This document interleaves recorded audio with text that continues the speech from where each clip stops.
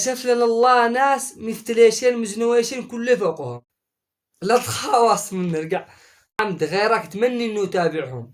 في اواخر 2023 في تفاصيلها ظالمة فقط على فلسطين، فاللهم انصرهم.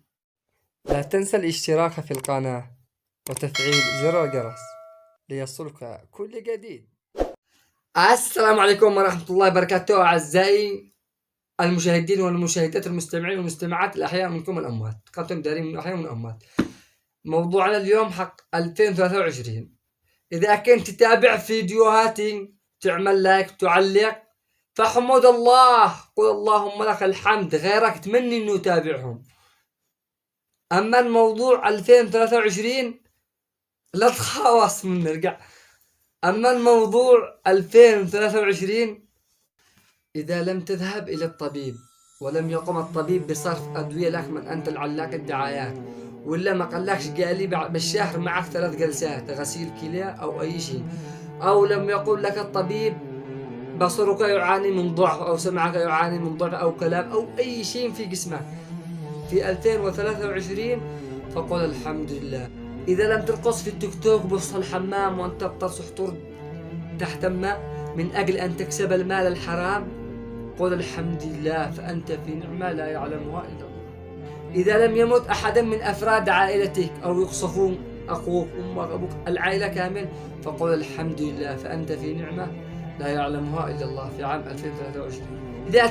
إذا أنت تنام ترقد تقوم أمك وأبوك مواقيت، فقل الحمد لله، تقوم تصحي على صوتهم، فقل الحمد لله.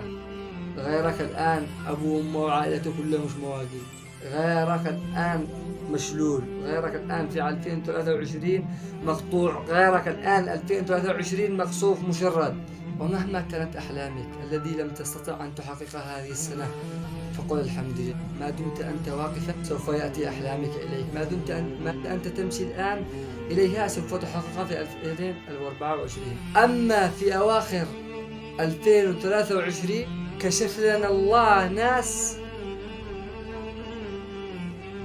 مدعين انهم مسلمين، كشف لنا الله ناس مثليشين مزنويشين كل فوقهم، كشف لنا الله ناس خونة لا يعلم بهم الا الله، كشف لنا الله ناس في بهم حقد، لا مسلمين ولا هم كفار ما زلناش منهم، هم العرب الصامتين على قضية فلسطين. في أواخر 23 بيوت تهدم، أطفال عوائل يموتوا عن بكرة أبيهم، قصف ليل ونهار وإحنا صامتين. في أواخر 2023 قضيتنا هي فلسطين. في أواخر 2023 في تفاصيلها ظالمة فقط على فلسطين.